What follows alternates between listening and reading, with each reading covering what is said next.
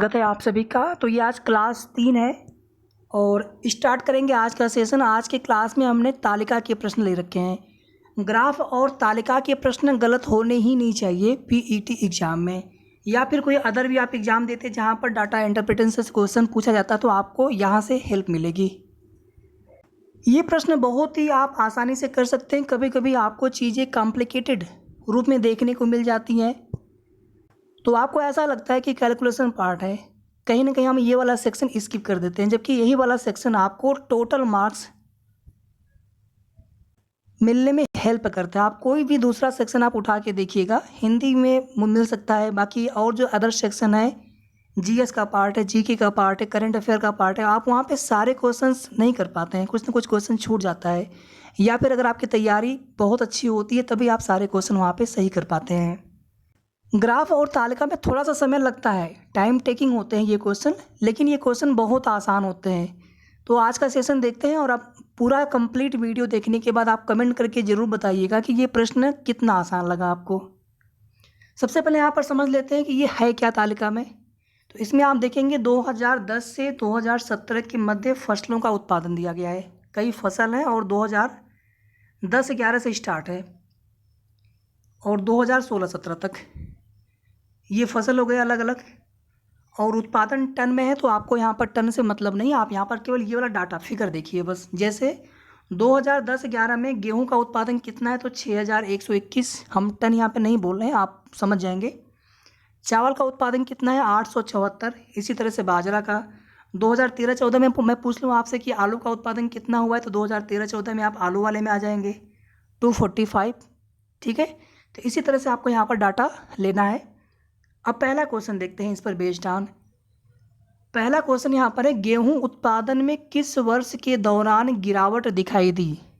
गेहूं का उत्पादन किस वर्ष के दौरान गिरावट दिखाई दी है, और आपको इन्हीं 4 ऑप्शन में जो दिए गए वर्ष हैं उन्हीं में चेक करना है, ना कि सब में।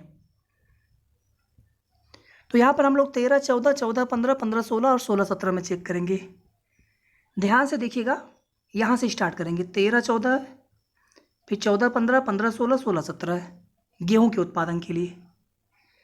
आप ध्यान से देखिएगा, यहाँ पर अगर आप देखेंगे 13-14 में तो गेहूं के उत्पादन में कितना है, गेहूं का उत्पादन 13-14 में तो 7056। 14-15 में कितना हो गया 6896। ध्यान दीजिएगा, जो चारों वर्ष आपको दिए गए हैं चारों विकल्प में, आपको इन्हीं में से चेक करना है।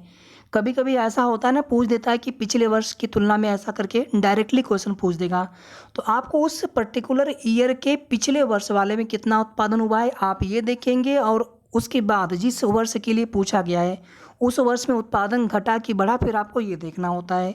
लेकिन अगर आपको सीधे सीधे 4 यहाँ पर वर्ष दे दिया गया या वित्तीय वर्ष दे दिया गया और पूछा गया कि इन चारों वित्तीय वर्ष में किस वर्ष में उत्पादन में गिरावट दर्ज की गई है, तो आपको इन्हीं चारों वित्तीय वर्ष में ध्यान देना है। अब देखिए 13-14 में कितना है 7056 है, अगर आप 14-15 में आएंगे तो कितना हो गया 6896, उत्पादन में गिरावट हुई। 15-16 में आएंगे तो फिर से उत्पादन में वृद्धि हो गई, 6912 हो गया। 16-17 में आएंगे तो फिर से वृद्धि हो गई 7617। तो आपको यहाँ पर समझ में आ गया होगा कि 14-15 में जो है गेहूं के उत्पादन में गिरावट दर्ज की जा रही है। उसके पिछले वर्ष में 7056 ये वर्ष भी दिया गया है विकल्प में 13-14 में, तो 13-14 में नहीं, लेकिन यहाँ पर 14-15 में गिरावट दर्ज की जा रही है।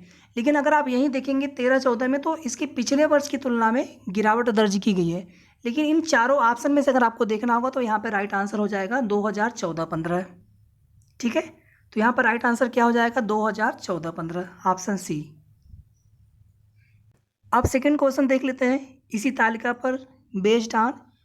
बहुत आसान क्वेश्चन है, इनमें से किस फसल में 2013 से 17 के मध्य उत्पादन में लगातार वृद्धि दर्ज की गई है। ऑप्शन में कौन कौन से फसल दी गई है, मक्का, जौ, दालें, बाजरा। मक्का, जौ, दालें, बाजरा, मक्का, जौ, दालें, बाजरा, सॉरी बाजरा। ठीक है, तो आपको इन्हीं चारों फसलों का देखना है। कब से कब देखना है, 13 से लेकर के 17 के बीच में। अब ध्यान से देखिएगा, ये 13 यहाँ से हो गया, 12-13 स्टार्ट और 17 तक लगातार वृद्धि होनी चाहिए उत्पादन में। चलिए सबसे पहले यहाँ पर बाजरा को चेक कर लेते हैं। बाजरा में अगर आप देखेंगे तो 13 में कितना है 80, फिर 13-14 में 1110, फिर 14-15 में 1160, 1450 और 1460। अगर आप ध्यान से देखेंगे तो लगातार वृद्धि हो रही है, वृद्धि ना। अगर आप मक्का में देखेंगे पहले 55 था, फिर यहाँ पर गिरावट हो गई, जबकि लगातार वृद्धि किस फसल के उत्पादन में 2013 से 2017 के मध्य में लगातार वृद्धि हो रही है उत्पादन में।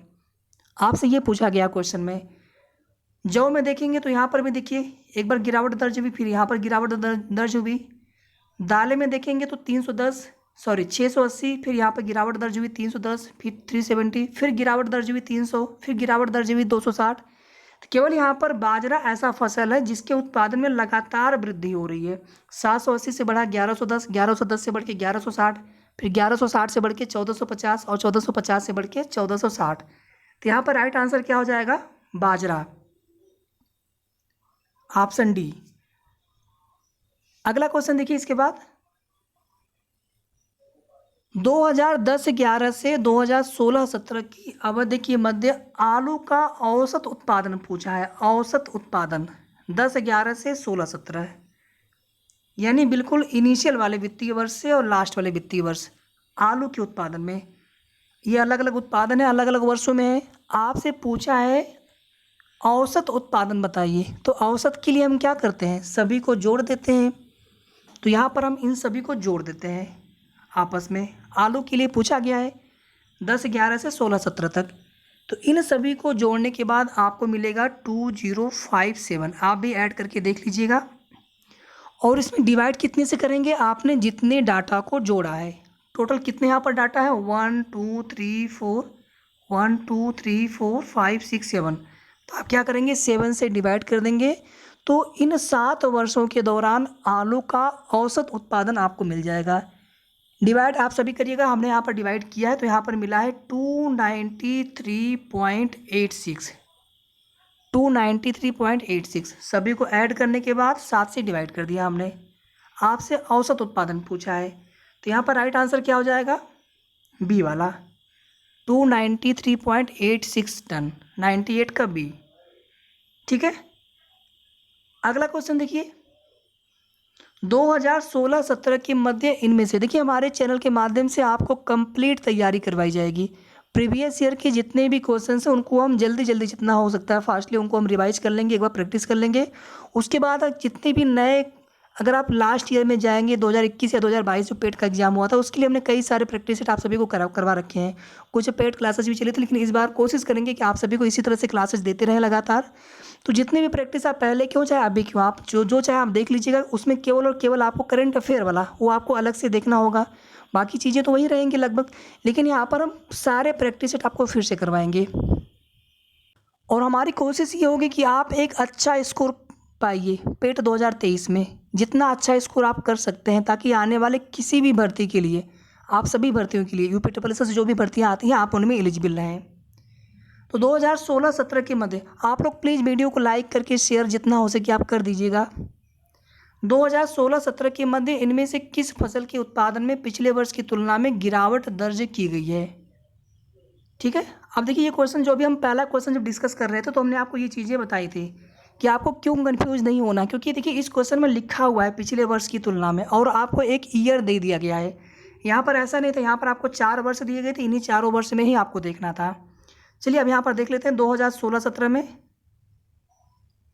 2016-17 में, तो ये हो गया आपका 2016-17। और यहाँ पर 4 फसल दिया गया है, जौ, बाजरा, चावल, आलू। जौ हो गया, बाजरा, चावल और आलू। तो आपको बताना है कि इनमें से किस फसल के उत्पादन में पिछले वर्ष की तुलना में गिरावट दर्ज की गई है। मतलब पिछला वर्ष कौन सा होगा? 16-17 से 15-16 वाला होगा, यानी इस वाले ईयर से कंपेयर करना है, इस वाले ईयर से कंपेयर करना है। अब ध्यान से देखिएगा, अगर आप चावल में देखेंगे, ये चावल वाला हो गया, चावल में देखेंगे तो चावल का उत्पादन 15-16 में 826 है और 16-17 में 812 हो गया। ठीक है, तो आपको यहाँ पर समझ में आ गया होगा कि राइट आंसर हमारा चावल ही होगा। आगे और चेक कर लेते हैं। बाजरा में देखिए 15-16 में 1450 था और 16-17 में 1460 हो गया, मतलब वृद्धि हो गई। जौ में देखेंगे 160 से 216 हो गया। आलू में 400 से 445, यानी सभी में वृद्धि हो रही है, लेकिन चावल में गिरावट दर्ज की गई। तो आपसे यहाँ पर गिरावट ही पूछा है 16-17 में उत्पादन में पिछले वर्ष की तुलना में। ठीक है, तो पिछले वर्ष से कंपेयर करना था यहाँ पर। तो आप सभी को आइडिया लग गया होगा कि कहाँ पर हम पिछले वर्ष से कंपेयर करेंगे और कहाँ पर हम उन चारों वर्ष में ही कंपेयर करेंगे। ठीक है, 99 का सी। और लास्ट क्वेश्चन देख लीजिए इस तालिका पर बेस्ड ऑन कि आलू का उत्पादन 2015-16 में 2010-11 का अंदाजन कितना गुना है। आलू, ये आलू हो गया। 15-16 में कितना उत्पादन है, 400 टन। और 2010-11 में कितना उत्पादन है, 210 टन। देख लीजिए यहाँ पर 15-16 में पूछा है 10-11 का, यानी 15-16 में जो उत्पादन हुआ है 400, ये जो 10-11 में उत्पादन हुआ है 210 टन, उसका कितना गुना है आपको ये बताना है। जैसे हमने कहा कि 4 जो है 2 का कितना गुना है, तो आप कैसे निकालेंगे, 4 में 2 से डिवाइड कर देंगे, बोलेंगे आप 2 गुना है।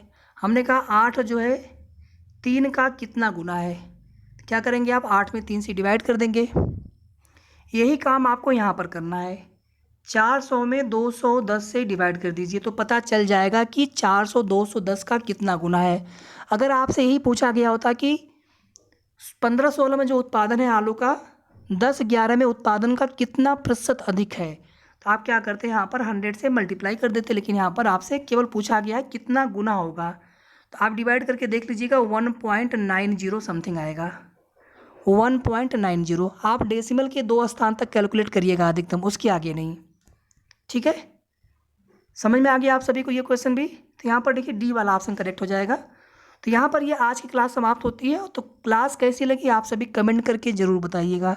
लेकिन सबसे पहले आप सभी रेगुलर रहिए क्लास में, कोई भी क्लास आप मिस मत करिएगा। प्लेलिस्ट आप ज़रूर देखते रहिएगा और क्लासेज आपको ये डेली कोशिश करेंगे डेली आपको देते रहेंगे। तो वीडियो को आप लोग लाइक शेयर कर दीजिएगा और अगर आपने अभी तक चैनल को सब्सक्राइब ना किया हो तो सब्सक्राइब सबसे पहले कर लें। धन्यवाद, शुभ रात्रि।